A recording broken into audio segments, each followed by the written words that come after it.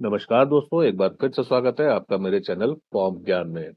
दोस्तों, जैसा कि आप सभी को पता होगा कि उत्तर प्रदेश लोक सेवा आयोग का जीआईसी प्रवक्ता के मेंस का ऑनलाइन फॉर्म स्टार्ट हो चुका है, फिलअप होना स्टार्ट हो चुका है और ये 29 तारीख से फॉर्म फिलअप हो रहा है और इसकी लास्ट डेट जो है वो 12 अगस्त 2026 रखी गई है। तो दोस्तों, आज का वीडियो हमारा इसी के ऊपर है। तो आज के वीडियो में हम आपको बताएंगे कि इसका फॉर्म आपको कैसे फिलअप करना है, इसके बारे में पूरी जानकारी देंगे। तो दोस्तों, इस फॉर्म के बारे में पहले आपको बता दूं कि इसमें जितने स्टेप्स हैं, 3 स्टेप्स हैं इस फॉर्म में। तो वो स्टेप्स क्या क्या है, चलिए हम देखते हैं। सबसे पहला स्टेप्स है इस फॉर्म को कैसे हमको फिलअप करना है, फी पे करने के बाद हमको इस फॉर्म को कैसे फिलअप करना है।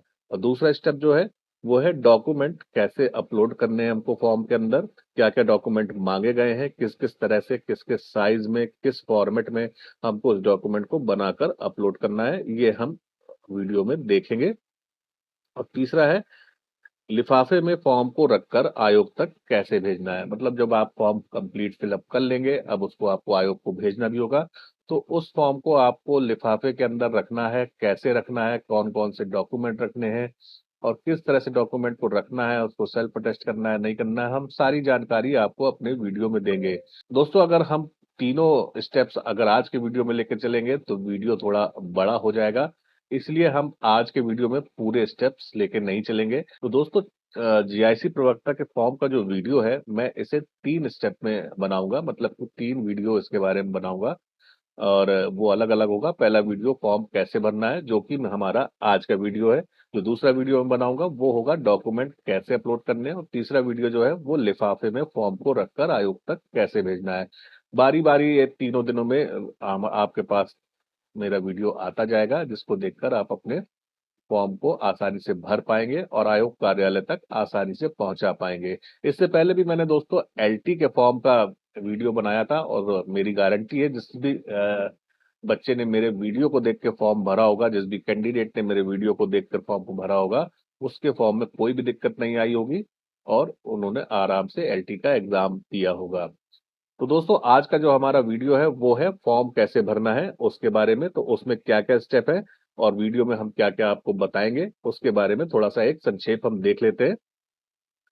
तो वो स्टेप बाय स्टेप जो भी उसका डिटेल होगी उसमें क्या क्या रहेगा, सबसे पहले हम फी पेमेंट कैसे करेंगे मेंस के फॉर्म के लिए। और दूसरा जो स्टेप होगा पर्सनल डिटेल्स हमको कैसे भरना है, तो उसमें सारी डिटेल्स, पर्सनल डिटेल्स कुछ आ जाती है, कुछ हमको भरना होता है, तो वो कैसे क्या आपको फिलअप करना है ये हम बताएंगे। तीसरा जो है एकेडमिक डिटेल्स, जो कि मोस्ट इंपॉर्टेंट है, आपको अपनी एकेडमिक डिटेल्स कैसे भरनी है। इसमें दोस्तों काफी बच्चे कंफ्यूज रहते हैं कि एकेडमिक डिटेल्स में कैसे और किस कॉलम में क्या क्या भरना है, तो हम पूरी जानकारी देंगे। और चौथा जो है स्पेशल एकेडमिक डिटेल्स, ये मे भी हो सकता है फॉर्म में या नहीं भी हो सकता है, ये हम अपनी आगे आगे अब जब आपको फॉर्म भरना दिखाएंगे तो आप उसमें देखेंगे, तो इसके बारे में भी पूरी जानकारी आपको मिलेगी। चौथा है आपका पांचवा सॉरी एक्सपीरियंस डिटेल्स, आपको कैसे भरना है। अगर आपके पास कोई अनुभव है, आप कोई जॉब करते हैं, तो आपको उसकी डिटेल इस पे कैसे फिल करनी है। नेक्स्ट स्टेप्स प्रेफरेंस शीट जो होगी उसको कैसे फिलअप करना है। उसके नेक्स्ट स्टेप अदर डिटेल्स आपको कैसे फिलअप करना है, फिर आपको फाइनल सबमिट कैसे फॉर्म को करना है। ये सारी जानकारी हम स्टेप बाय स्टेप आपको आज के वीडियो में बताने जा रहे हैं। तो दोस्तों, बने रहिएगा हमारे वीडियो में और वीडियो को बड़े इत्मीनान से दोस्तों देखिएगा। वीडियो थोड़ा बड़ा भी हो जाएगा, लेकिन इत्मीनान से देखिएगा, क्योंकि अगर आप स्किप करके देखेंगे दोस्तों तो आपका कुछ ना कुछ पार्ट छूट जाएगा और फिर आपको दिक्कत होगी फॉर्म फिलअप करने में। दोस्तों, फॉर्म फिलअप करने से पहले आपसे वही एक छोटा सा निवेदन है कि अगर आप मेरे वीडियो में आज पहली बार आए हैं या इससे पहले भी आ चुके हैं और अभी तक आपने मेरे चैनल को सब्सक्राइब नहीं किया है, तो बहुत जल्दी से उसको सब्सक्राइब कर लीजिए, क्योंकि इसके आगे जो दो दो वीडियो में बनाऊंगा, तो वो अगर आपने मेरे चैनल को सब्सक्राइब नहीं किया होगा तो आपको ढूंढने में परेशानी होगी। तो दोस्तों, बहुत जल्दी से वीडियो को सब्सक्राइब कर लीजिए और चलिए बिना देर किए हुए शुरू करते हैं जीआईसी प्रवक्ता के मेंस का फॉर्म कैसे भरा जाए उसका वीडियो। तो दोस्तों, जीआईसी प्रवक्ता के फॉर्म को फिलअप करने के लिए आपको सबसे पहले उत्तर प्रदेश लोक सेवा आयोग की मेन वेबसाइट पर जाना होगा, जैसा कि आप मेरे लैपटॉप की स्क्रीन को देख पा रहे हैं। यहाँ पर मैं यूपीपीएससी के ऑफिशियल वेब पेज पर हूँ। अब इसके फॉर्म का लिंक आपको कहाँ से मिलेगा, इसको मैं आपको बताता हूँ। जब आप यूपीपीएससी के ऑफिशियल वेबसाइट पर आ जाएंगे तो उस वेबसाइट को थोड़ा सा आप स्क्रॉल करेंगे और यहाँ पर आपको एक रिक्रूटमेंट डैशबोर्ड दिखाई देगा। ये देखिए लिखा हुआ है, यहाँ पर कुछ नोटिस चल रहे होंगे। तो उस नोटिस में जो आपका दूसरे नंबर का नोटिस है, कन्वेंशनल फॉर्म, तो यहीं से आपको इस फॉर्म को फिलअप करना है। यहाँ पर लिखा हुआ है, fill online details for advertisement number A-6/E-1 2026, lecturer male female government inter college men's exam. तो आपको यहीं से इसको क्लिक करना है, तो आप इसके डैशबोर्ड में, अपने ओटीआर के डैशबोर्ड में पहुंच जाएंगे। अब यहाँ पर आपसे आपका ओटीआर नंबर मांगेगा, तो आपको इंटर योर ओटीआर नंबर पे यहाँ पर जो खाली जगह दे रहा है, इधर पर आपको अपना ओटीआर नंबर फिलअप करना है और प्रोसीड पर क्लिक कर देना है दोस्तों। दोस्तों प्रोसीड करने के बाद आपका यहाँ पर कुछ डिटेल्स ओपन हो जाएगी। यहाँ पर आप दिखाएगा कैंडिडेट का नाम, पिता का नाम, mother's name, gender, home state, home district और कास्ट कैटेगरी। जब ये आपकी सारी डिटेल यहाँ पर खुल जाएगी, तो आपको करना क्या है, आपको यहाँ पर क्लिक हेयर टू ऑथेंटिकेट पर क्लिक करना है। दोस्तों यहाँ पर जो आपकी नेक्स्ट विंडो ओपन होगी, यहाँ पर आपको एक ऑप्शन दिखाएगा थ्रो पासवर्ड और थ्रो ओटीपी। तो अगर आपको अपने ओटीआर का पासवर्ड याद है, तो यहाँ पर आप पासवर्ड की जगह पर इंटर पासवर्ड, अपना पासवर्ड डालेंगे और प्रोसीड पर क्लिक करेंगे, तो आपकी डैशबोर्ड लॉगिन हो जाएगा। इनकेस अगर आपको पासवर्ड याद नहीं है, तो आपको यहाँ थ्रो ओटीपी पे क्लिक करना है और यहाँ पर आपको मोबाइल नंबर पर टिक टिक दिखाएगा एक, यानी कि ये ओटीपी आपके केवल मोबाइल पर ही भेजेगा, ईमेल पे नहीं भेजेगा। इस चीज का याद रखिएगा दोस्तों। और यहाँ पर गेट ओटीपी पे क्लिक कर देना है, तो आपका जो भी रजिस्टर्ड मोबाइल होगा, इस ओटीआर में जो भी मोबाइल आपका रजिस्टर होगा, उस पे एक ओटीपी जाएगा। तो वहां पर आपको ओटीपी, नेक्स्ट जो विंडो आएगी, जब आप गेट ओटीपी पे क्लिक करेंगे, तो उस पे एक ओटीपी डालने की जगह आएगी। तो वहां पर आपको ओटीपी डालकर प्रोसीड कर देना है, जिससे कि आपका डैशबोर्ड लॉगिन हो जाएगा। दोस्तों डैशबोर्ड में लॉगिन होने के बाद आपको स्क्रॉल करके थोड़ा सा नीचे आना है और अपना फॉर्म यहाँ पर सर्च करना है, जो कि है लेक्चरर मेल फीमेल। तो यहाँ पर दोस्तों देखिए, ये तीसरे नंबर पर फॉर्म दिखा रहा है, लेक्चरर मेल फीमेल इकोनॉमिक्स। ये जो फॉर्म है, ये एक कैंडिडेट का है जो कि इकोनॉमिक्स सब्जेक्ट से है, तो ये उनका फॉर्म है। तो यहाँ पर हम इसको देखते हैं। तो दोस्तों आपको इसको थोड़ा सा साइड स्क्रॉल करना है और लास्ट में बिल्कुल आ जाना है और चेक लेटेस्ट स्टेटस पे आपको यहाँ पर क्लिक करना है। तो चलिए हम चेक लेटेस्ट स्टेटस पे यहाँ पर क्लिक करते हैं फॉर्म को। दोस्तों यहाँ पर देखिएगा, आप जब अंदर current status of application form वाले पेज पर आएंगे, तो आपको यहाँ पर तीन ऑप्शन दिखाएगा, pre deposition, file information under detailed application form और अपलोड डॉक्यूमेंट्स। तीनों में अभी क्रॉस का निशान लगा हुआ है, क्योंकि अभी हमने फॉर्म यहाँ पर नहीं फिलअप किया है। अब यहाँ पर दोस्तों देखने वाली बात यह है कि जिस भी कैंडिडेट का ये ऑप्शन दिखाई दे रहा है, मेंस का फॉर्म केवल वही कैंडिडेट फिल कर सकता है जिसका केवल एक्सेप्टेड लिखा है, और ये ऑप्शन नहीं दिखाई दे रहा है, मतलब कि वो मेंस का फॉर्म फिलअप नहीं कर सकते, मतलब कि उन्होंने प्रीलिम्स क्वालिफाई नहीं किया है। तो चलिए, हमको हमारा सबसे पहला ऑप्शन है प्रोसीड टू फी डिपॉजिशन, मतलब हमको पहले फी डिपॉजिट करनी है। तो हम यहाँ पर इसकी फी डिपॉजिट वाले ऑप्शन पे क्लिक करते हैं, मतलब प्रोसीड फॉर फी डिपॉजिशन पर क्लिक करते हैं। फी डिपॉजिट पर क्लिक करने के बाद दोस्तों हमारा एक नया विंडो खुलेगी, जो कि होगी एसबीआई गेटवे की। तो यहाँ पर आपके पास कई ऑप्शन रहेंगे, नेट बैंकिंग रहेगा, अदर बैंक, नेट बैंकिंग रहेगा, स्टेट बैंक डेबिट कार्ड है, यूपीआई है, एसबीआई ब्रांच है, अदर बैंक डेबिट कार्ड है और क्रेडिट कार्ड है। मतलब इतने सारे ऑप्शन हैं आपके पास पे करने के लिए। आप यूपीआई से भी पे कर सकते हैं, कार्ड से भी पे कर सकते हैं। अगर आप ऑफलाइन ब्रांच जाकर इसका चालान जमा करके पे करना चाहें, तो आप ये जो लास्ट वाला ऑप्शन है एसबीआई ब्रांच का, आप यहाँ से भी इसको पे कर सकते हैं। तो चलिए हम फी पे कर देते हैं, उसके बाद हम देखते हैं नेक्स्ट ऑप्शन हमारा क्या ओपन होगा। तो दोस्तों फी पे करने के बाद हम यहाँ पर इसके अगले चरण में पहुंच जाएंगे, जो कि है कन्वेंशनल फॉर्म एंड डिटेल्स। यहाँ पर हमको फॉर्म फिलअप करना है, कन्वेंशनल फॉर्म एंड डिटेल्स का।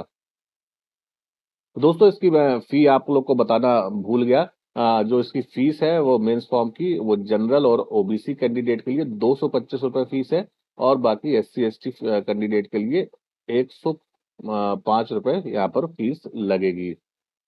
अब दोस्तों हम इसको थोड़ा सा स्क्रॉल करके नीचे आते हैं। यहाँ पर देखिए एक ऑप्शन दिखा रहा है, व्यक्तिगत विवरण यानी personal detail, academic details, special academic details, experience details, preference sheet, other details और फाइनल सबमिट, जो कि मैंने अभी अपने वीडियो की शुरुआत में आपको स्टेप बताए थे। सारे स्टेप वही है जैसा कि आपका एलटी में था। अब यहाँ पर हमको पहले, सबसे पहले पर्सनल डिटेल्स का कॉलम यहाँ पर फिल करना है। तो यहाँ पर कैंडिडेट नेम इन हिंदी कह रहा है, आपका जो नाम है उसको आपको हिंदी में यहाँ पर लिखना है। तो अभी कई लोग बच्चों को परेशानी आती है कि हम हिंदी में कैसे लिखें, तो उसमें परेशान होने की जरूरत नहीं है। यहाँ पर एक नोट दे रहा है, जैसे आपका हिंदी में अपना नाम लिखने के लिए कृपया निम्नवत प्रक्रिया को अपनाएं। मतलब इन्होंने एक एग्जाम्पल दे दिया है कि आपको कैसे अपना नाम हिंदी में लिखना है। तो कह रहा है जैसे आपका नाम शिव कुमार है तो आप शिव लिखकर स्पेस बार को दबाएं, अब शिव हिंदी में लिख जाएगा। तो चलिए हम चेक कर लेते हैं इन्हीं के एग्जाम्पल से। तो यहाँ पर शिव हमने लिखा और हमने स्पेस दबाया, तो यहाँ पर देखते हैं चेंज होता है कि नहीं। यह देखिए दोस्तों चेंज हो गया, मैं आपको जूम करके दिखा देता हूँ। तो यहाँ पर नाम आपका चेंज हो गया है। एक बार फिर से हम इसको कर लेते हैं। यहाँ पर शिव लिखते हैं और फिर स्पेस बार को दबाएंगे तो ये अपने आप ही नाम यहाँ पर चेंज हो जाएगा। तो आपको जो भी अपना नाम है आपका वो यहाँ डाल के वही स्पेस बार को दबाना है, नाम आपका हिंदी में यहाँ पर आ जाएगा दोस्तों। अब नेक्स्ट डिटेल आपका पूछा है candidate phone number with STD code. तो अगर आपके पास बेसिक या लैंडलाइन फोन है तो आप यहाँ पर डाल सकते हैं, नहीं है तो इसको छोड़ छोड़ देना है आपको। इसमें मोबाइल नंबर आपको नहीं डालना है, ये याद रखिएगा। इस वाले कॉलम में आपको मोबाइल नंबर नहीं फिलअप करना है। यहाँ पर आपको अगर आपके पास बेसिक या लैंडलाइन नंबर है तो ही डालना है, नहीं है तो इसको ऐसे ही ब्लैंक छोड़ देना है। दोस्तों जो भी डिटेल्स यहाँ पर पिंक कलर में दी हुई है वो आपको फिलअप करना मैंडेटरी है।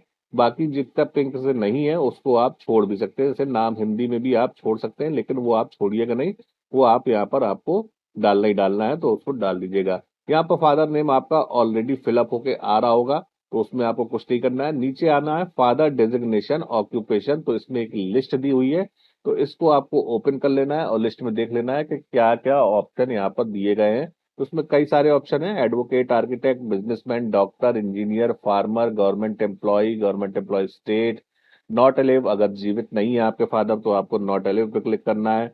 अदर्स, अगर इन सब में कोई भी प्रोफेशन ऐसा है जो आपके फादर का नहीं है तो आपको अदर्स सेलेक्ट कर देना है।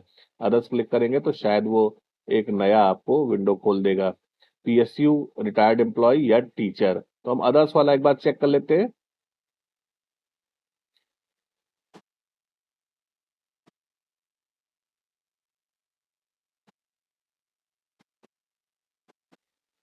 तो अदर्स डालने में ऐसा कुछ भी नहीं आ रहा है कि नई विंडो खोल रहा है। अगर उस इस लिस्ट में आपका फादर का आपका प्रोफेशन नहीं दिया हुआ है तो आप अदर्स डाल सकते हैं। बाकी अगर आपके फादर किसान हैं तो आपको यहाँ पर फार्मर सेलेक्ट कर देना है। बाकी जीवित नहीं है तो नॉट एलिव सेलेक्ट कर देना है, रिटायर्ड है तो रिटायर्ड एम्प्लॉय कर देना है, गवर्नमेंट में है तो गवर्नमेंट एम्प्लॉय सेंट्रल या गवर्नमेंट एम्प्लॉय स्टेट, इस तरह से आपको देखकर यहाँ पर सिलेक्ट कर लेना है। अब इसके बाद आप ऑप्शन आएगा फादर्स ओरिजिनल रेजिडेंशियल एड्रेस। तो यहाँ पर आपको या तो अपना ही एड्रेस भर देना है, क्योंकि आप और आपके फादर दोनों अलग अलग तो नहीं रह रहे होंगे, तो आप अपना भी एड्रेस भर सकते हैं। इनकेस अगर आपके फादर का एड्रेस अलग है तो वो एड्रेस आपको यहाँ फिल कर देना है। याद रखिएगा दोस्तों, एड्रेस पूरा एड्रेस आपको फिल करना है, फुल एड्रेस, जिसमें आपका विलेज, पोस्ट, डिस्ट्रिक्ट और pin code, district, state and pin code, ये सारी चीज यहाँ पर आपको फिलअप करनी है। पिन कोड जरूर डालिएगा दोस्तों। फिर फादर का बर्थ प्लेस आपको यहाँ पर फिलअप करना है। अब फादर का बर्थ प्लेस आपका कुछ भी हो सकता है, आपको नहीं पता है तो आप अपने फादर से पूछ सकते हैं, जो भी बर्थ प्लेस हो तो यहाँ पर आप डाल दीजिएगा। बर्थ प्लेस में मैं आपको बता दूं कि इस पे आप अगर जिले का ही नाम डालेंगे तो ज्यादा बेहतर रहेगा, क्योंकि कई कैंडिडेट्स होते हैं जिनके फादर ग्रामीण क्षेत्र से बिलोंग करते हैं, तो वो कभी कभी गांव का नाम डाल देते हैं। तो एक गांव के नाम से होता क्या है दोस्तों कि एक नाम से कई सारे गांव होते हैं, कई अलग अलग अलग स्टेट में एक नाम से गांव होते हैं। तो उसकी जगह अगर आप यहाँ जिले का नाम डालेंगे तो वो ज्यादा बेटर होगा। तो आप यहाँ पर फादर बर्थ प्लेस में जो भी फादर का बर्थ प्लेस है उसकी डिस्ट्रिक्ट का नाम यहाँ पर फिल कर दीजिए। इसके बाद फादर की नेशनलिटी, यहाँ पर तीन ऑप्शन है, citizen of India, Tibetan refugee और migrated person of Indian origin. तो इसमें आपको अधिकतर कैंडिडेट का सिटीजन ऑफ इंडिया ही होगा, तो आपको यहाँ पर फिलअप कर देना है।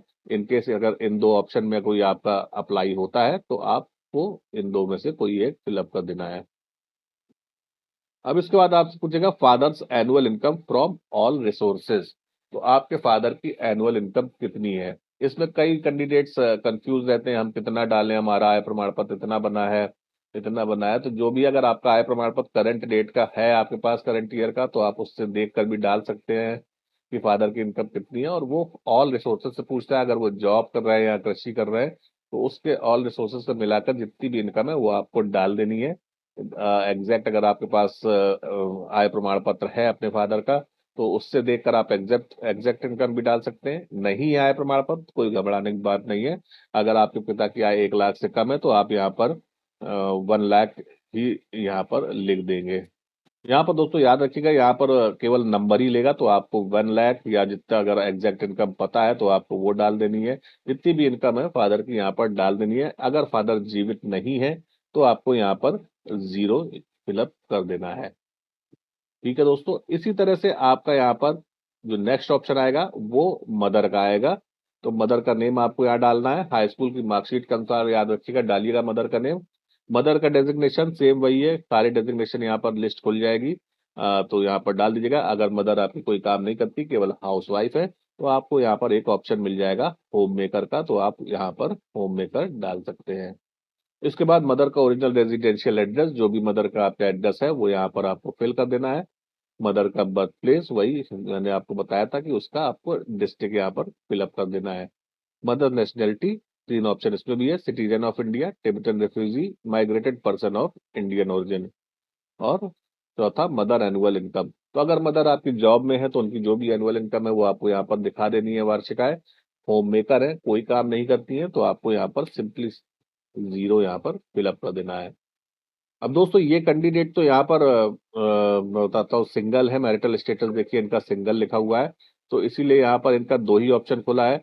पिता अभिभावक का विवरण, मतलब पिता का विवरण, और माता का विवरण, यही आपको 2 देना है। इनकेस अगर ये कैंडिडेट मैरिड होते तो आपका एक थर्ड ऑप्शन, ये जो तीसरा कॉलम यहाँ पर दिया गया है, जो ये ब्लैंक है, तो यहाँ पर आपका स्पाउस का विवरण भी यहाँ खुल जाता, तो यहाँ पर आपको स्पाउस की डिटेल भी फिल करनी होगी। इसके बाद जब आप सारी डिटेल यहाँ पर फिल कर लेंगे तो सेव एंड नेक्स्ट पर क्लिक कर देंगे, तो ये आपका पर्सनल डिटेल वाला कॉलम सेव हो जाएगा दोस्तों। दोस्तों जब हमारा पर्सनल डिटेल्स वाला कॉलम फिलअप हो जाएगा, हम उसको सेव कर देंगे, तो यहाँ पर जो पर्सनल डिटेल्स, जो व्यक्तिगत विवरण यहाँ पर लिख रहा है, तो ये आपका जो क्रॉस अभी भी यहाँ पर दिखाई दे रहा है मेरी स्क्रीन पे, ये आपका ग्रीन कलर से टिक हो जाएगा, मतलब वो सेव हो जाएगा। मैंने डिटेल अभी नहीं फिल की है, मैं आपको केवल बता रहा हूँ कि क्या क्या आपको यहाँ पर फिलअप करना है, तो इसीलिए मैंने उसको सेव नहीं किया है डिटेल को, इसलिए यहाँ पर क्रॉस है, आपका यहाँ पर ग्रीन कलर से टिक हो जाएगा, इसको याद रखिएगा दोस्तों। अब नेक्स्ट ऑप्शन हमारा आता है एकेडमिक डिटेल्स, यानी शैक्षणिक विवरण, तो इसमें हम देखते हैं क्या क्या है। यहाँ पर दोस्तों देखिए आपको दिखाई दे रहा होगा, एकेडमिक डिटेल में हाई स्कूल है, इंटरमीडिएट है, ग्रेजुएशन, स्नातक है, स्नातकोत्तर है, और अन्य यदि कोई हो, एक ऑप्शन ये आपका दिया हुआ है। और यहाँ पर एक नोट लिखा हुआ है, if not applicable then type NA, यदि लागू नहीं है तो एनए टाइप करें। इसके बारे में मैं आपको बताऊंगा कि कहाँ आपको एनए टाइप करना है।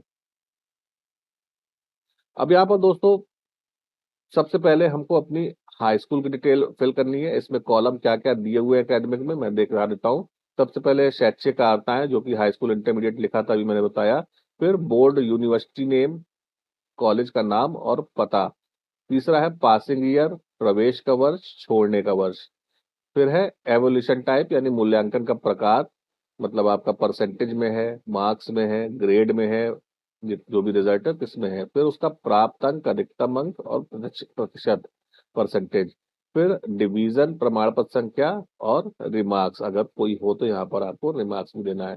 फिर टोटल सब्जेक्ट, कुल विषय, सबके बारे में मैं बारी बारी बताऊंगा। इससे पहले भी मैं एलटी ग्रेड वाले फॉर्म में आपको बता चुका हूँ, अगर आप उसी वीडियो को देख लेंगे तब भी इस फॉर्म को आप बड़ी आसानी से फिलअप कर लेंगे। तो सबसे पहले हम आते हैं हाई स्कूल में, और दूसरे वाले ऑप्शन पे आते हैं बोर्ड, यूनिवर्सिटी नेम। तो हम प्लीज सिलेक्ट वाले पे ऑप्शन पे क्लिक करेंगे। यहाँ पर आपका ऑल ओवर इंडिया जितना भी बोर्ड है सबका नाम इधर पर दिया हुआ है, इसमें कोई भी इफ बट नहीं है, आपके सारे बोर्ड का नाम दिया हुआ है। इनकेस अगर किसी बोर्ड का नाम नहीं दिया हुआ है तो आपको करना क्या है, आपको यहाँ पर अपने कीबोर्ड से टाइप करना है अदर, OTH, बस इतना ही टाइप करेंगे तो आपका अदर बोर्ड देखिए ऑप्शन आ गया है। कितना अदर बोर्ड भी आ रहा है, अदर बोर्ड्स भी आ रहा है, अदर बोर्ड 3 बार ऑप्शन दे रहा है, तो आप अदर बोर्ड पे क्लिक कर देंगे, तो यहाँ पर आपका एक ऑप्शन खुल जाएगा जहां पर आप अपने बोर्ड का नाम फिलअप कर सकते हैं। ये देखिए अदर यूनिवर्सिटी नेम आ गया है, तो यहाँ पर आप अपने जो भी बोर्ड अगर आपका लिस्ट में नहीं दिखा रहा है तो आप यहाँ पर उसका यहाँ पर नाम टाइप कर सकते हैं। बाकी तो वैसे सारे बोर्ड के नाम यहाँ पर दिए गए हैं। तो अब मैं यहाँ पर एक ऑप्शन लेके चलता हूँ, जैसे कि यूपी बोर्ड, तो आपको यू टाइप करना है।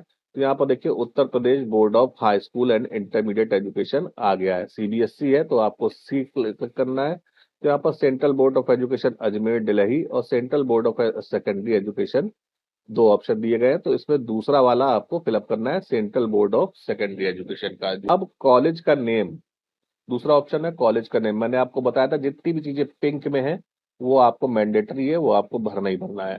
ठीक है दोस्तों, तो यहाँ पर सारी चीजें मैं जूम आउट कर देता हूँ, पिंक में ही दिया हुआ है। केवल लास्ट एक ऑप्शन है जो कि व्हाइट में है, तो वो आप छोड़ सकते हैं, बाकी आपको ये भरना ही है। तो अब कॉलेज का नेम आप कहाँ से भरेंगे? कॉलेज का नेम आप अपनी हाई स्कूल की मार्कशीट को निकालेंगे, उसमें जैसा भी जिस भी टाइप से कॉलेज का नेम दिया गया है उस टाइप से आपको यहाँ पर कॉलेज का नाम फिलअप कर देना है, सेम वैसे ही जैसा कि आपकी मार्कशीट में दिया है। ठीक है दोस्तों, अब यहाँ पर ऑप्शन आता है दूसरा, पासिंग ईयर। तो सबसे पहले हमको पासिंग ईयर डालना है। एक एग्जांपल ले लेते हैं कि मान लीजिए हमने हाई स्कूल 2016 में पास किया है, तो हम 2016 यहाँ पर ले लेंगे। मैं एक एग्जांपल दे रहा हूँ, आपका जो भी होगा वो आप अपने अकॉर्डिंग यहाँ पर फिलअप करिएगा। एडमिशन ईयर, अब 2016 में अगर हमने पास किया है हाई स्कूल, तो हमारे हाई स्कूल की जो वैलिडिटी होती है वो कितने साल की होती है? 1 साल का होता है दोस्तों। तो 2015 में जाहिर सी बात है हमारा एडमिशन हुआ होगा, तो हम यहाँ पर 2015 यहाँ पर फिलअप कर देंगे। और लीव ईयर पूछा है, तो लीव ईयर हमारा सेम होगा जो हमारा पासिंग ईयर होगा। यहाँ पर हम 2016 फिर से फिलअप कर देंगे। इसमें दोस्तों को सोचने की जरूरत है नहीं, आपको ऐसे ही फिलअप करना है। फिर यहाँ पर मूल्यांकन का प्रकार, इसकी हम लिस्ट देखते हैं। तो यहाँ पर कई चीज दिया हुआ है, एनए है, मार्क्स है, परसेंटेज है, ग्रेड है, पॉइंट सिस्टम है, सीजीपीए, परसेंटाइल है, पास्ड है, अदर है। तो ये आपको इतने ऑप्शन दिए हुए हैं। यूपी बोर्ड को लेके मैं चलता हूँ, तो यहाँ पर हमारा मार्क्स होता है, तो आपको मार्क्स पे क्लिक कर देना है। तो यहाँ पर आपके दो ऑप्शन खुल जाएंगे, ऑब्टेन्ड मार्क्स। तो आप अपनी मार्कशीट से अपने 6 सब्जेक्ट यूपी बोर्ड के जो होते हैं उसके मार्क्स को ऐड कर लीजिएगा, टोटल कर लीजिएगा। तो यहाँ पर आपके मार्क्स आ जाएंगे। तो जो जितना भी मार्क्स आपका आएगा वो आपको यहाँ पर ऑब्टेन्ड मार्क्स में डाल देना है। मैक्सिमम मार्क्स में 6 सब्जेक्ट है, तो जाहिर सी बात है 600 का पूर्णांक होगा।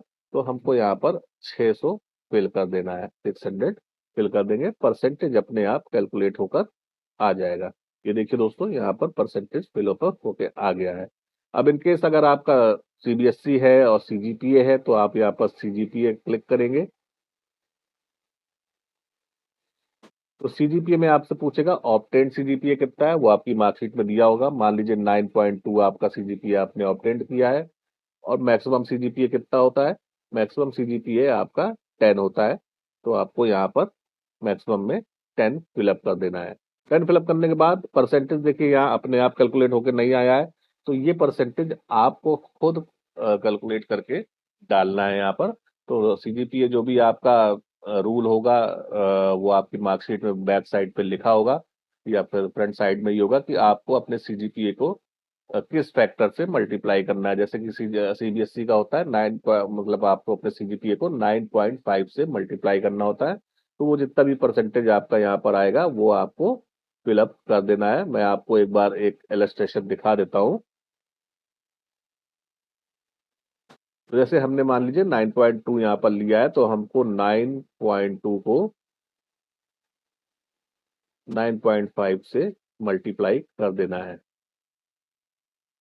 तो हमारा परसेंटेज आ गया 87.4। तो हमको यहीं पर 87.4 फिलअप कर देना है। दो डेसिमल तक कर दीजिएगा, 4 तक आ रहा है तो 40 कर दीजिए। ठीक है, तो ये हमारा परसेंटेज हो जाएगा। ये मैंने आपको एक एग्जाम्पल दिया दोस्तों। अगर आपका कोई और बोर्ड है और उसमें सीजीपीए है, तो आपको देखना होगा कि आपका जो सीजीपीए है वो किस फैक्टर से आपको मल्टीप्लाई करना है, जिससे कि आपका परसेंटेज आ जाए। वो आपकी मार्कशीट में ऑलरेडी दिया होगा, या तो आगे ही दिया होगा या तो बैक साइड दिया होगा। अब यहाँ पर जो अगला ऑप्शन आता है वो है हमारा डिवीजन श्रेणी। तो यहाँ पर हम सिलेक्ट पर क्लिक करेंगे तो आपकी डिवीजन क्या है। जैसे 87.40 हमारा परसेंटेज आ रहा है, तो जाहिर सी बात है फर्स्ट है, फर्स्ट डिवीजन होगी। 60% से नीचे होगा तो सेकंड होगी, और 45% से नीचे होगा तो थर्ड होगी। तो इस हिसाब से आपको अपनी डिवीजन सिलेक्ट कर लेनी है। अब यहाँ पर मेन पॉइंट, सर्टिफिकेट नंबर। दोस्तों एलटी के फॉर्म में मैंने कई कैंडिडेट्स के कमेंट्स पढ़े थे, तो उसमें जो हमारा सर्टिफिकेट नंबर का ऑप्शन दिया है, इसमें काफी बच्चे कंफ्यूज थे कि उनकी मार्कशीट में तो सर्टिफिकेट नंबर कहीं दिया ही नहीं है। मैं आपको यूपी बोर्ड की बात बताता चलता हूँ कि यूपी बोर्ड की मार्कशीट में सर्टिफिकेट नंबर दिया होता है। आप जिस रो में आपका रोल नंबर लिखा होता है, उसी रो की लास्ट कॉलम को देखिएगा, उसमें सर्टिफिकेट नंबर लिखा होगा। ये आपका 2009 के बाद की मार्कशीट का मैं बता रहा हूँ। उससे पहले की अगर मार्कशीट होगी तो आपके पास प्रमाण पत्र अलग से होगा, जिसको सनद हम लोग कहते हैं। उसमें आपका सर्टिफिकेट नंबर नीचे देखिएगा, जहां पर इशू डेट लिखी होगी उसी के बगल में सर्टिफिकेट नंबर दिया होगा, उस पर लिखा होगा बाकायदा सर्टिफिकेट नंबर प्रमाण पत्र संख्या। तो आपको वही नंबर यहाँ डालना है यूपी बोर्ड के कैंडिडेट को। बाकी अदर किसी बोर्ड के अगर कैंडिडेट हैं, उनके में सर्टिफिकेट नंबर नहीं लिखा है किसी को, तो उनको क्या करना है, उनको जो भी सीरियल नंबर उनकी मार्कशीट पे दिया हुआ है वो यहाँ पर फिलअप कर देना है। इनकेस अगर सीरियल नंबर भी नहीं दिया हुआ है, तो आप या तो फिर रोल नंबर और या तो फिर एनरोलमेंट नंबर यहाँ पर सिलेक्ट कर देंगे, और या फिर जो इन्होंने ऊपर कहा था, if not applicable then type NA, यदि लागू नहीं है तो एनए टाइप कर दें। तो अगर आपको यहाँ पर नहीं है तो आपको यहाँ पर एनए टाइप कर देना है। ठीक है दोस्तों। अब आते हैं हम रिमार्क्स इफ एनी पर। तो रिमार्क्स क्या होता है दोस्तों, आपको रिमार्क्स देना है, या तो आप इस पे एनए टाइप कर दीजिए, कोई रिमार्क्स नहीं है आपके मार्कशीट में, और या फिर अगर आपका डिस्टिंक्शन है, जैसे मान लीजिए हाई स्कूल में आपका 4 सब्जेक्ट में डिस्टिंक्शन है, तो आप उस पर टाइप कर सकते हैं डिस्टिंक्शंस इन,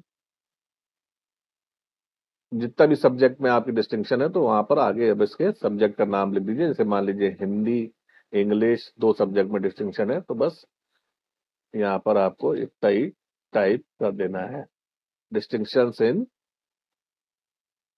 हिंदी इंग्लिश सब्जेक्ट। ठीक है दोस्तों। ये जरूरी नहीं है दोस्तों, अगर आपको नहीं भी कुछ लिखना है तो यहाँ पर आप सीधे एनए टाइप कर दीजिए, काम खत्म हो जाएगा आपका। अब दोस्तों हमारा अगला ऑप्शन आता है टोटल सब्जेक्ट, कुल विषय। तो ये आप अपनी मार्कशीट में देख लीजिए कितने सब्जेक्ट के नंबर आपके ग्रांड टोटल में एडेड हैं, मतलब जो आपका ग्रांड टोटल है वो किन किन सब्जेक्ट के नंबर से मिलकर बन रहा है, तो उतने ही सब्जेक्ट आपको यहाँ पर डाल देना है। यूपी बोर्ड में ये संख्या होती है 6, तो हम यहाँ पर 6 डाल देते हैं। जैसे ही दोस्तों आप 6 लिख के इस पे 6 डालेंगे तो यहाँ पर आपके 6 सब्जेक्ट के कॉलम बन जाएंगे। इस पे आपको सब्जेक्ट नेम डालना है, फिर ऑब्टेन मार्क्स डालना है, मतलब उस सब्जेक्ट में आपको कितना नंबर मिला है, और फिर मैक्सिमम मार्क्स कितने का मैक्सिमम है, तो यूपी बोर्ड में 100 नंबर ही मैक्सिमम होता है, और कितना आपको नंबर मिला है वो आपको यहाँ पर डाल देना है। ध्यान देने वाली बात दोस्तों यहाँ पर यह है कि जितना भी आप यहाँ पर मार्क्स डालेंगे, तो ये आपका ऑब्टेन मार्क्स जो भी होगा, इसका जो टोटल आपका आएगा 6 सब्जेक्ट का, वो आपका यहाँ टोटल से मैच करना चाहिए। जो आपका एवोल्यूशन टाइप पे हमने डाला था मार्क्स 422 600 में, तो ये आपका 422 इन 6 सब्जेक्ट के ऑब्टेन मार्क्स से मैच करना चाहिए, और मैक्सिमम मार्क्स यहाँ इस 600 से मैच करना चाहिए दोस्तों।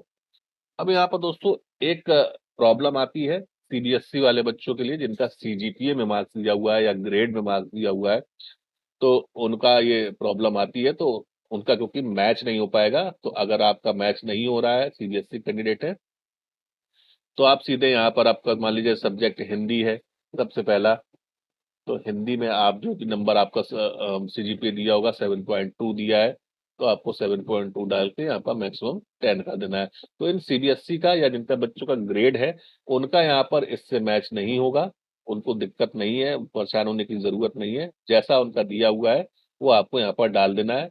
मैच किसको करना है, जिनका नंबर दिया हुआ है और यहाँ पर आपका अगर नंबर है, तो आपको इनको मैच कर लेना है, इससे आपका डबल वेरिफाई हो जाएगा। तो इस तरह से आप सब्जेक्ट यहाँ 6 डाल देंगे, और फिर याद रखिएगा दोस्तों, जब ये आपका पूरा कॉलम भर जाएगा, हाई स्कूल वाला या फिर किसी भी कोई और भी है, जैसे इंटर है, स्नातक है, जब ये भर जाएगा तो आपको जो नीचे ऑप्शन दे रहा है प्लस सेव एज ड्राफ्ट, इसको आपको क्लिक जरूर करना है। अगर आप इसको क्लिक नहीं करेंगे तो ये आपका जितना भी आपने भरा होगा वो सेव नहीं होगा, सारी मेहनत आपकी बेकार हो जाएगी।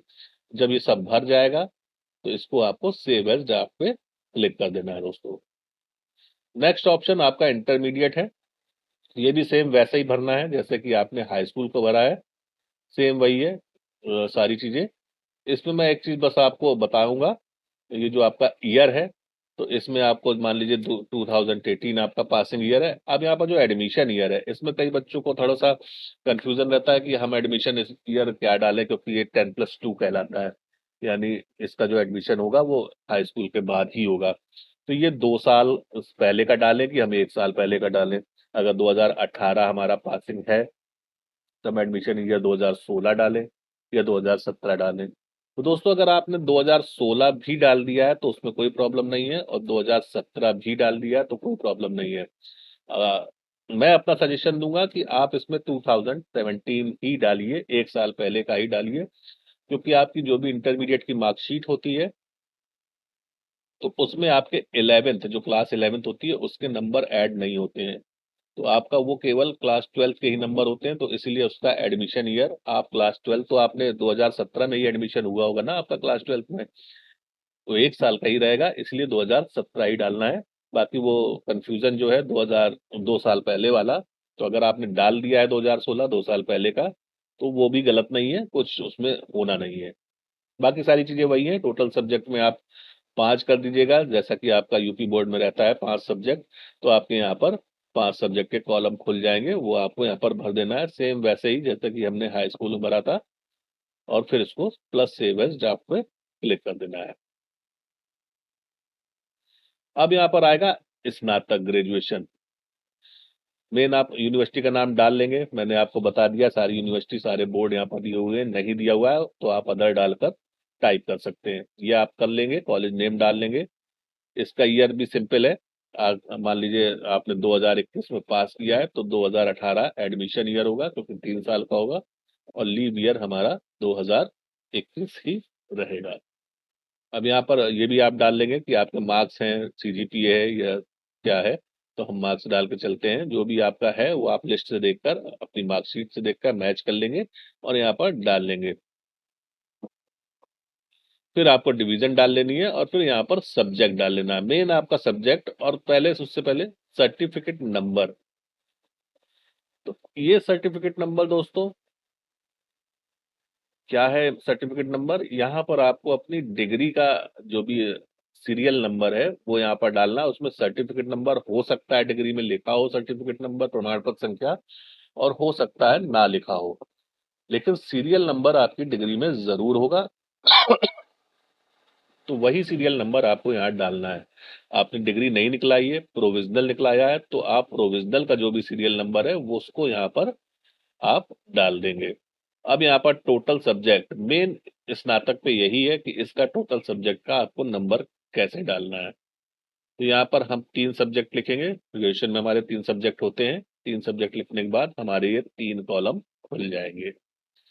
कुछ कुछ कैंडिडेट होंगे जिनका बीटेक होगा या कुछ ऐसा होगा जिसमें बहुत सारे सब्जेक्ट दिए होंगे, तो उसमें करना क्या है आपको, जैसे मान लीजिए आपका बीटेक है ग्रेजुएशन, तो आपको करना क्या है, यहाँ पर कुछ नहीं करना है, केवल एक लिख देना है, और एक लिखने के बाद ये एक कॉलम खुल जाएगा यहाँ पर। तो यहाँ पर आपका बीटेक वालों के लिए मैं बता रहा हूँ, तो यहाँ पर आपको अपना ट्रेड का नाम डाल देना है, जैसे आपने बीटेक मैकेनिकल इंजीनियरिंग में किया है, सिविल में किया है, इलेक्ट्रिकल में किया है, तो वहीं पर आपको इस डाल देना है। जैसे मान लीजिए इलेक्ट्रिकल में डाल देता हूँ, इलेक्ट्रिकल इंजीनियरिंग में पूरा नहीं डाल रहा हूँ क्योंकि वीडियो बहुत लंबा हो जाएगा, वैसे ही लंबा हो रहा है। तो यहाँ पर आपको डाल के अपना जो भी आपका ग्रांड टोटल है वो आपको यहाँ पर दिखा देना है ऑप्टेन मार्क्स में, जो आपको मार्क्स मिले हैं, और मैक्सिमम मार्क्स में जो आपका पूर्णांक है। ठीक है, ऑप्टेंड मार्क्स यानी प्राप्तांक और मैक्सिमम मार्क्स यानी पूर्णांक।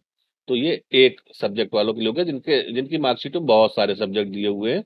इसमें शायद मे बी 10 सब्जेक्ट से ज्यादा ये नहीं लेगा, इसीलिए आपको अगर आपके 10 से ज्यादा सब्जेक्ट दिए हैं तो आपको एक ही सब्जेक्ट डाल के लिख देना है यहाँ पर नंबर। और अगर आप सिंपल बीए बीएससी बीकॉम है तो आपको यहाँ पर 3 डालना। बीकॉम का थोड़ा सा अलग रहता है, उसमें देख लीजिएगा अगर 10 से ज्यादा दिया है, या फिर बीकॉम में भी आप एक लिखकर आप सीधे कॉमर्स लिख दीजिए और उसका ग्रांड टोटल डाल दीजिए। बाकी बीए बीएससी के लिए आपको 3 लिखना है, और 3 लिखने के बाद ये 3 कॉलम खोल देगा। तो दोस्तों यहाँ पर ग्रेजुएशन के सब्जेक्ट के नंबर आपको कैसे डालने हैं इसका मैं आपको एक एग्जाम्पल देता हूँ, उसी के अकॉर्डिंग आप लोग इसको समझिएगा। यहाँ पर मैं आपको एक मार्कशीट खोल लेता हूँ। ये देखिए, बीबीएसपीयू मतलब जौनपुर यूनिवर्सिटी मतलब पूर्वांचल यूनिवर्सिटी की मार्कशीट है। ये बीए फाइनल ईयर है और इसके नीचे बीए सेकंड ईयर है होगी। देखिए बीए सेकंड ईयर है और फिर नीचे इसके बीए फर्स्ट ईयर होगी। तो इनके जो तीनों सब्जेक्ट है हम यहाँ पर देख लेते हैं। यहाँ पर देखिए सब्जेक्ट दे रहा है ज्योग्राफी, हिंदी और सोशियोलॉजी। फाइनल ईयर में क्या क्या सब्जेक्ट थे हम वो देख लेते हैं। फाइनल ईयर में थे हिंदी और सोशियोलॉजी। तो मैं फॉर्म तो इकोनॉमिक्स का भर रहा हूँ, लेकिन ये हम मैं आपको केवल एक एग्जाम्पल दे रहा हूँ। तो यहाँ पर देखिए फाइनल ईयर में हिंदी सोशियोलॉजी यहाँ पर सब्जेक्ट रहे थे। तो हम यहाँ पर क्या डाल देंगे सब्जेक्ट। मान लीजिए जैसे कि ये जीआईसी प्रवक्ता का फॉर्म हिंदी से डाल रहे हैं और इनका ग्रेजुएशन में भी हिंदी सब्जेक्ट था। तो सबसे पहले हम यहाँ पर लिखेंगे हिंदी, दूसरे नंबर पर लिखेंगे सोशियोलॉजी और तीसरे नंबर पर क्या सब्जेक्ट था, ज्योग्राफी। तो इस तरह से आपको सब्जेक्ट लिख देना है। मतलब जिस सब्जेक्ट से आप यहाँ पर एग्जाम दे रहे हैं तो वो सब्जेक्ट आपको पहले लिखना है अगर आपके ग्रेजुएशन में है वो। और फिर दूसरा सब्जेक्ट वो लिखना है जो आपके फाइनल ईयर में दूसरा सब्जेक्ट है। और तीसरा सब्जेक्ट वो लिखना है जो आपने सब्जेक्ट छोड़ा हुआ है। ठीक है, यहाँ तक बात क्लियर हो गई। अब हम यहाँ पर आ जाते हैं। अब हमको क्या करना है, ऑब्टेन मार्क्स जो है कितना डालना है और कैसे जोड़ना है। तो हम मार्कशीट यहाँ पर खोल लेंगे। सबसे पहले फाइनल ईयर की मार्कशीट हमने खोली हुई है। यहाँ पर हम देख लेंगे। यहाँ पर देखिए हिंदी के नीचे 1 2 3 करके ये जो दिखा रहा है 1 2 3 करके, तो दोस्तों ये सब्जेक्ट नहीं है, ये पेपर है। ये आपको नहीं डालना है, आपको डालना है ये वाला हिंदी जो हमने डाल दिया है। अब आपको देखना फाइनल ईयर में हमको हिंदी में कितना नंबर मिला था। तो यहाँ पर सब्जेक्ट टोटल लास्ट में देखिए लिखा हुआ है 140/300। मतलब हमारा जो प्राप्तांक था वो था हमारा 140 फाइनल ईयर में हिंदी सब्जेक्ट में। ठीक है दोस्तों, तो फाइनल ईयर में हमारा हो गया 140। अब हम सेकंड ईयर में देख लेते हैं। सेकंड ईयर में देखिए हिंदी यहाँ पर दिया हुआ है दूसरे वाले सब्जेक्ट में। तो यहाँ पर हम इसमें भी नंबर देख लेते हैं 128/200। ये देखिए दोस्तों यहाँ पर लिखा हुआ है 128/200। तो मतलब हमारा प्राप्तांक यहाँ पर है 128 प्राप्तांक है। तो हमको यहाँ पर क्या करना है, प्लस करना है और प्लस करके 128 यहाँ पर लिख देना है और इसको जोड़ देना है। तो ये 268 हमारा हो गया। अब हम फर्स्ट ईयर में देख लेते हैं। तो फर्स्ट ईयर में हमारा यही हिंदी दिया हुआ है दूसरे नंबर पे ही और इसका प्राप्तांक है 100/200 में। मतलब 200 में हमको 100 नंबर मिला है। तो अब इस 100 नंबर को भी यहाँ पर ऐड कर लेंगे। तो हमारा जो ऑप्टेड मार्क्स हो गया ये 368। यही हमको ऑप्टेड मार्क्स में हिंदी के सामने डाल देना है। और मैक्सिमम मार्क्स हम फिर देख लेंगे। यहाँ पर 200 में 100 था तो 201 हो गया। सेकंड ईयर में भी 200 का पूर्णांक था हिंदी का, ये रहा। तो ये भी 200 हो गया, 2 200 400। और फिर फाइनल में ये कितने में था, हिंदी का था 300 में 140। 400 + 300 700। तो ये हमारा 700 का यहाँ पर पूर्णांक हो गया हिंदी सब्जेक्ट का। अब दूसरा सब्जेक्ट है हमारा सोशियोलॉजी। तो हम सोशियोलॉजी को देख लेते हैं। 172 मिला है 300 में, तो इसको हम ऐड कर लेंगे। 173 प्लस सेकेंड ईयर में हमको मिला है सोशियोलॉजी में 95/200। तो हम 95 यहाँ पर ऐड कर लेंगे। और फर्स्ट ईयर में मिला है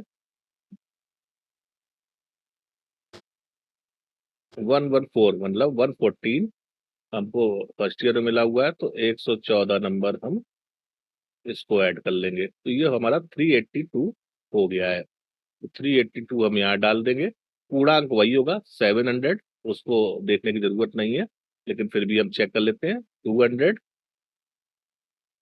प्लस 200 यानी 400 और प्लस 300 यानी 700। 300 ये है, 700 ये हो गया। अब हमको क्या करना है, अब जो तीसरा सब्जेक्ट है हमारा वो जाहिर सी बात है फाइनल ईयर में नहीं होगा, सेकेंड ईयर में होगा। तो ज्योग्राफी बचा हमारा। तो ज्योग्राफी में हमारे यहाँ नंबर देखिए 112/200 में। तो हम इसको जोड़ लेते हैं 112 प्लस। अब फर्स्ट ईयर में कितना है हमारा, 111 200 में ज्योग्राफी सब्जेक्ट का है, तो इसको भी हम जोड़ लेते हैं। प्लस हो गया 111, तो ये आया हमारा 223। तो इसको हम यहाँ पर 223 पे ऑप्टेड में 223 लिख देते हैं। पूर्णांक कितना था, दोनों दो 200 में था, तो यानी 400 हमारा पूर्णांक था। तो ये हमारे नंबर यहाँ पर हो गए। अब इसको हम क्या करते हैं, यहाँ पर पहले हम मैक्सिमम मार्क जोड़ लेते हैं। 7 7 14 4 18, यानी 1800 का हमारा पूर्णांक हो गया। अब ये आपको क्लियर कहाँ से होगा, ये आपको क्लियर होगा फाइनल ईयर की मार्कशीट से। यहाँ पर नीचे आपका ग्रांड टोटल लिखा होगा, ये देखिए दोस्तों, यहाँ पूर्णांक हमारा 1800 दिख रहा है, और यही 1800 हमने यहाँ पर डाला है। अब हम प्राप्तांक को जोड़ लेते हैं तीनों को। 223 हमारा लिखा ही हुआ है, प्लस करते हैं 382 382 प्लस 368 अब हमारा इक्वल टू 973 यहाँ पर मैच करना चाहिए, जो कि हम यहाँ ऑब्टेन मार्क्स में डालेंगे। डाला हुआ होगा, मैंने यहाँ नहीं भरा था, लेकिन ये आपका, आप पहले ही भर चुके हो ग्रांड टोटल से, तो इसको आप यहाँ से देख सकते हैं 972। एक नंबर का दोस्तों इधर उधर कुछ हेर फेर हुआ है, तो उसको हम देख लेंगे, तो उसको जोड़ने में कुछ गड़बड़ हुआ होगा, लेकिन ये आपका जो मार्क्स है ये यहाँ से मैच करेगा आपका। ठीक है दोस्तों, ये आपका टोटल नंबर यहाँ का और ये वाला मैच कर जाएगा। ठीक इसी तरह से आपको ग्रेजुएशन के नंबर डालना है, तो आप इसको डाल सकते हैं आराम से। फिर यहाँ पर प्लस सेव एज ड्राफ्ट पे क्लिक करना है और इसको सेव कर देना है। याद रखिएगा दोस्तों, अब मेरा मैच नहीं कर रहा है, कहीं कैलकुलेशन में गड़बड़ की होगी, एक नंबर का कहीं मिसमैच इधर उधर हुआ है, लेकिन आप इसको मैच करके ही यहाँ पर डालिएगा।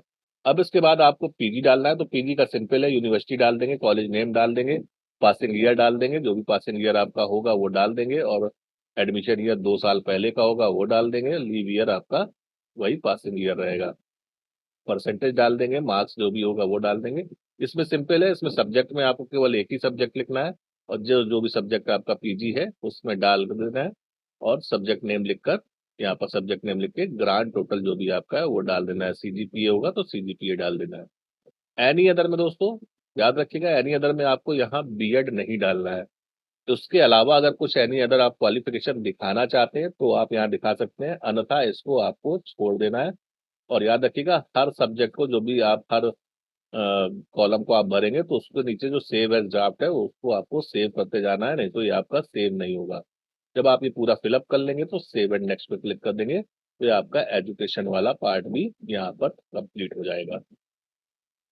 अब दोस्तों नेक्स्ट हमारा आएगा स्पेशल एकेडमिक डिटेल्स, विशेष शैक्षणिक अर्हता। तो इसमें हम सबसे पहले देखेंगे, तो यहाँ पर लिखा हुआ है शैक्षणिक अर्हता में ग्रुप 1 गवर्नमेंट स्कूल एनसीटीई द्वारा मान्यता प्राप्त किसी कोर्स में शिक्षा स्नातक, ब्रैकेट में लिखा भी हुआ है बीएड की उपाधि। तो बीएड आपको दोस्तों यहाँ पर डालना है। यहाँ पर वही अफर्मेशन करना है यस, तो ये जाहिर जाहिर सी बात है यस ही होगा। अगर नो करेंगे तो आप तो एलिजिबल ही नहीं होंगे, तो इसको आपको यस ही करना है यहाँ पर। फिर यहाँ पर वही बोर्ड और यूनिवर्सिटी का नाम, सारी बोर्ड बोर्ड यूनिवर्सिटी यहाँ पर दी हुई है, नहीं दी है तो आप अदर करके टाइप कर सकते हैं, वो डाल देंगे। फिर कॉलेज का नाम जैसा कि आपकी मार्कशीट में लिखा है सेम वैसा ही यहाँ पर कॉलेज का नाम आपको टाइप कर देना है। पासिंग ईयर, तो पासिंग ईयर आप अपना डाल देंगे, और फिर एडमिशन ईयर, एडमिशन ईयर 2 साल पहले का रहेगा, तो 2023। अगर आपका एक वर्षीय बीएड है तो आप यहाँ पर 2024 डाल देंगे, मतलब 1 साल पहले का है। अगर एक वर्षीय है, 2 वर्षीय है तो आप 2 साल पहले, और लिविंग ईयर वही रहेगा जो आपका पासिंग ईयर है। एब्ल्यूशन टाइप मार्क्स में है, सीजीपीए में सेम वैसा ही है, कोई इसमें बहुत ज्यादा दिक्कत नहीं है, तो आप यहाँ पर वो भी डाल देंगे जैसा कि आपकी मार्कशीट में है, चाहे सीजीपीए हो, चाहे मार्क्स हो, चाहे परसेंटेज हो, उस हिसाब से आप यहाँ ऑप्टेन मार्क्स मैक्सिमम मार्क्स डाल देंगे। परसेंटेज अपने आप आ जाएगा, सीजीपीए में सीजीपीए डाल देंगे, और परसेंटेज अपने आप खुद से कैलकुलेट करके आपको डालना होगा। फिर डिवीजन आपको डालनी है, और सर्टिफिकेट नंबर और डिग्री का ही सीरियल नंबर, या अगर कोई सर्टिफिकेट नंबर उस पर लिखा है तो वो आपको डाल देना है, दिमाग में एनए लिख देना है। अब यहाँ पर सब्जेक्ट नेम पूछ रहा है दोस्तों, तो बीएड में दोस्तों बहुत सारे सब्जेक्ट होते हैं, तो ये सारे आप सब्जेक्ट अगर आप डालना चाहें तो डाल सकते हैं सारे, वैसे जरूरत नहीं है। आपको केवल यहाँ पर बीएड ही लिख देना है, या फिर आप इधर से लिख दीजिए ऑल रिलेटेड सब्जेक्ट्स, इतना आपको लिख देना है और इसको यहाँ से सेव एंड नेक्स्ट कर देना है दोस्तों। तो आपका ये वाला पार्ट भी कंप्लीट हो जाएगा, विशेष शैक्षणिक अर्हता वाला। इसके बाद हमारा आता है अनुभव वाला, एक्सपीरियंस डिटेल। तो अगर आप कहीं जॉब कर रहे हैं दोस्तों, तो आपको यहाँ पर सबसे पहले अपनी डेजिग्नेशन डालनी है। मान लीजिए आप प्राइमरी में टीचर हैं, एग्जाम्पल लेके मैं चल रहा हूँ, आपका जॉब कुछ भी हो सकता है, मैं एक एग्जाम्पल लेके चल रहा हूँ। तो आप यहाँ पर लिख दीजिए प्राइमरी टीचर। पे स्केल जो भी आपका होगा, पे स्केल वो आपको यहाँ पर डाल देना है। आपकी ज्वाइनिंग लेटर में पे स्केल दिया होगा, नहीं पता है तो आप अपने डिपार्टमेंट में पता कर सकते हैं, वो आपको पे स्केल यहाँ पर डाल देना है। ग्रेड पे वो भी आपका दिया होगा आपके ज्वाइनिंग लेटर में, या आपका जो पोर्टल होता है मानव संपदा, उसमें सारी चीज दी रहती है, वहां से आप देख लीजिए, डाल दीजिएगा।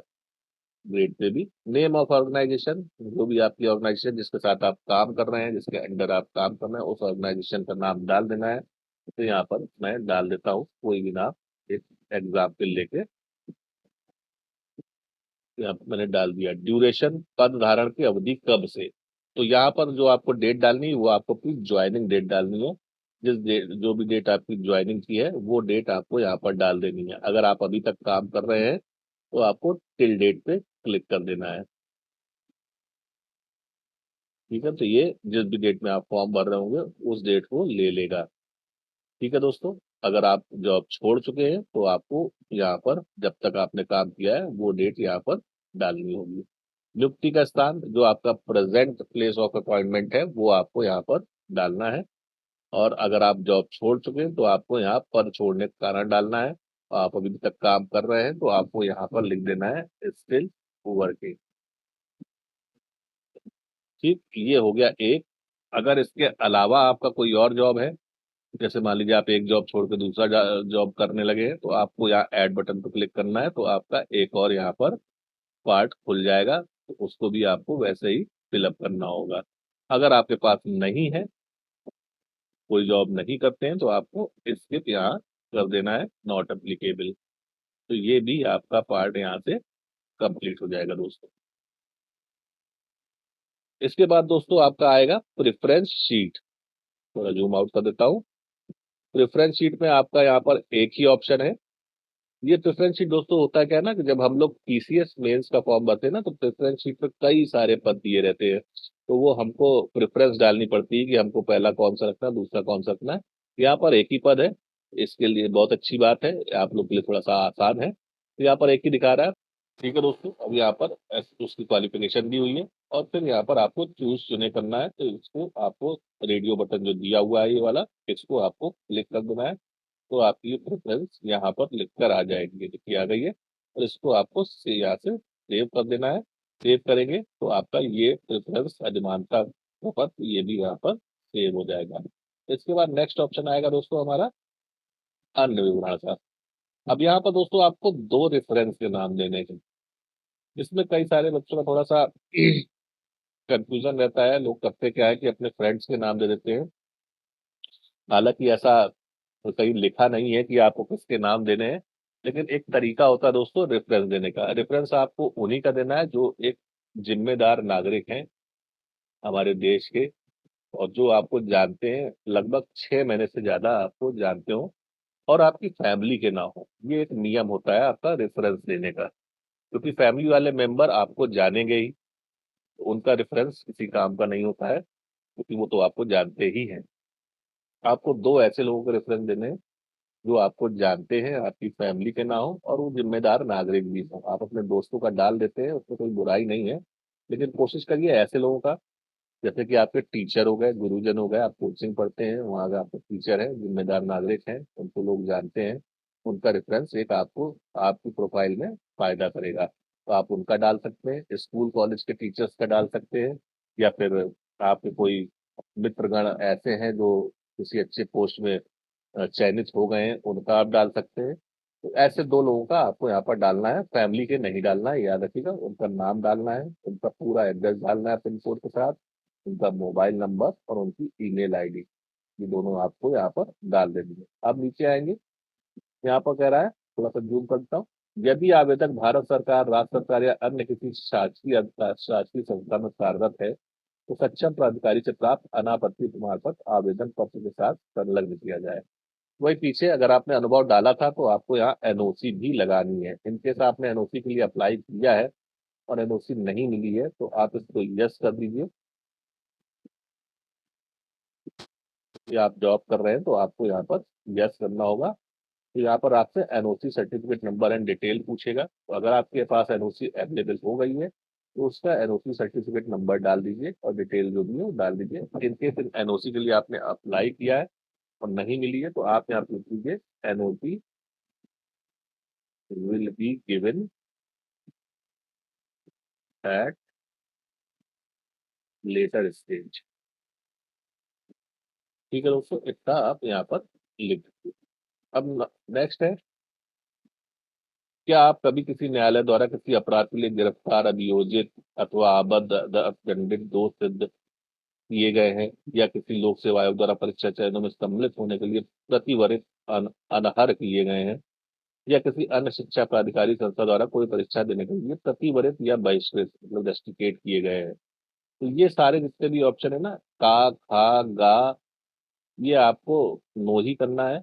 वैसे अगर आपका ऐसा कोई केस है, ओ सॉरी मैंने याद कर दिया, अगर आपको कोई केस है ऐसा एप्लीकेबल होता है तो ही आपको यस करना है, उसकी डिटेल भी देनी है। ठीक है, तो वैसे तो अधिकतर कैंडिडेट का ये यहाँ पर नो ही हो जाएगा। था जो है वो आपका न्यायालय वाला है, गिरफ्तारी वाद कुछ भी अगर आपका चल रहा है तो यहाँ भी आपको उसके अगर चल रहा है तो आपको यस करके उसकी डिटेल देनी, नहीं तो उसको नो कर देना है। और अगर जॉब में है, आपके खिलाफ कोई जांच वगैरह प्रारंभ हुई है तो अगर ऐसा है तो आपको यस करके उसकी डिटेल देनी है, नहीं है तो आपको नो कर देना है। अब पॉइंट घा जो है उसमें लिख रहा है, विगत 5 वर्षों में आवेदक जिन जिन स्थानों पर 1 वर्ष से अधिक तक प्रवास किया गया हो ऐसे स्थानों पर प्रवास की अवधि तथा निवास का पता दिया जाए। तो जाहिर सी बात है दोस्तों, जितने भी कैंडिडेट्स होते हैं, प्रतियोगी परीक्षार्थी है, वो इलाहाबाद या कहीं बाहर दिल्ली वगैरह रहकर तैयारी करते हैं, तो घर से दूर रहते ही है। तो 1 वर्ष से ज्यादा आपने जहां पर भी निवास किया है इसको तो पहले यस कर देना है। और फिर 1 वर्ष से ज्यादा जहां जहां भी आपने लास्ट 5 ईयर में निवास किया है उसका यहाँ पर आपको एड्रेस देना है। ठीक है, पूरा एड्रेस यहाँ पर दे देना है। और इनकेस अगर आप घर में रहकर तैयारी करते हैं और आपको घर का ही दिखाना है, आपको नहीं बताना है कि आपने बाहर कहीं रह रहे हैं, तो आपको सिंपली यहाँ नो कर देना है। तो आपका सीधे ये आपका हो जाएगा कि आप अपने घर पे ही रहकर अपनी पढ़ाई कर रहे हैं।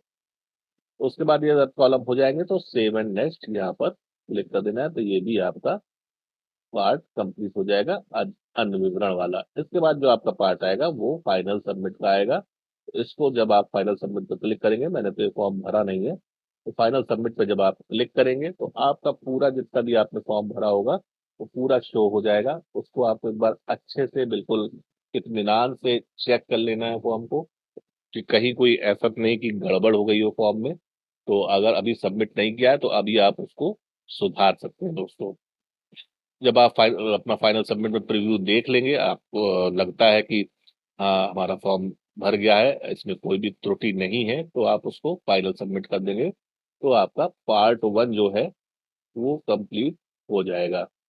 एक चीज मैं थोड़ी सी और बता दूं, जो आपका शैक्षणिक विवरण में था, यहाँ पर जो आपका लास्ट ऑप्शन था अन्य यदि कोई, तो इधर पर अगर आपने कोई चीज भर दी है दोस्तों, याद रखिएगा वो डिलीट नहीं होगी, वो सेव हो जाएगी, उसको आप डिलीट नहीं कर सकते हैं, उसकी जगह कुछ और डाल सकते हैं, तब आप वो उसको ले लेगा।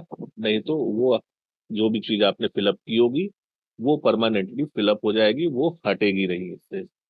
चाहे आप एडिट जो मॉडिफाई का एक ऑप्शन आपको दिया गया है, अगर आप उसमें मॉडिफाई करने भी जाएंगे तो वो आपने जो भी चीज या डिटेल फिलअप की होगी वो नहीं हटेगी, उसकी जगह अगर आप कुछ और डालेंगे तो वो ओवरराइट हो जाएगी, लेकिन आप उसको डिलीट नहीं कर सकते हैं। तो इसीलिए इस जो अन्य यदि कोई हो में, जब अगर आपके पास कोई अन्य क्वालिफिकेशन है तभी इसको भरिएगा, नहीं तो उसको छोड़ दीजिएगा। इनकेस अगर आपने यहाँ पर गलती से बीएड भर दिया है तो उसमें घबराने की जरूरत नहीं है। बीएड यहाँ पढ़ा रहने दीजिएगा, और अगले जो कॉलम है हमारा विशेष शैक्षणिक अर्हता, इधर भी आप बीएड डाल दीजिएगा। उसमें कोई दिक्कत नहीं है, उसमें परेशान मत होइएगा कि हमारा फॉर्म रिजेक्ट हो जाएगा, ये हो जाएगा, वो हो जाएगा, ऐसा कुछ नहीं होगा। ठीक है दोस्तों, तो ये था आपका पूरा फॉर्म, जो कि मैंने बता दिया है कि कैसे आपको फिलअप करना है। पूरे स्टेप मैंने 1 2 3 4 5 6 7 स्टेप सातों बता दिए हैं कि कैसे आपको फिलअप करना है स्टेप बाय स्टेप।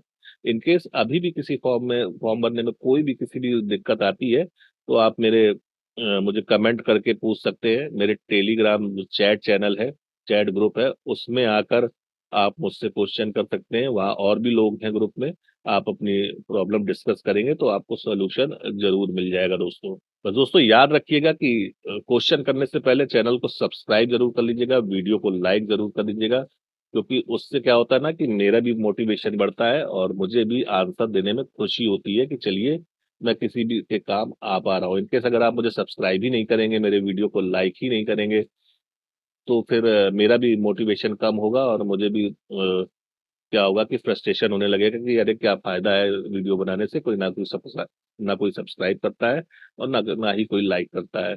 दोस्तों आज का आपका स्टेप पूरा हो गया है, फॉर्म कैसे भरना है ये मैंने स्टेप आपको कंप्लीट बता दिया है। अब जो कल का वीडियो है उसको मैं लेकर आऊंगा कि डॉक्यूमेंट कैसे अपलोड करने हैं। तो ध्यान से देखिएगा, पहले आप अपना फॉर्म अच्छे से भरिएगा और ध्यान से वीडियो को देखिएगा। स्किप करके देखेंगे तो आप कहीं ना कहीं कुछ ना कुछ गड़बड़ जरूर कर देंगे, जैसे कि एलटी में भी कई लोगों से गड़बड़ हुई थी। तो अगर आप ध्यान से देखेंगे तो आप अपने फॉर्म को अच्छी तरह से भर पाएंगे। तो चलिए दोस्तों, आज के वीडियो को मैं विराम देता हूँ। मिलूंगा कल अपने नेक्स्ट वीडियो के साथ, तब तक आप अपना बहुत ख्याल रखिएगा। और हाँ दोस्तों, चैनल को सब्सक्राइब करना मत भूलिएगा। बहुत बहुत धन्यवाद दोस्तों।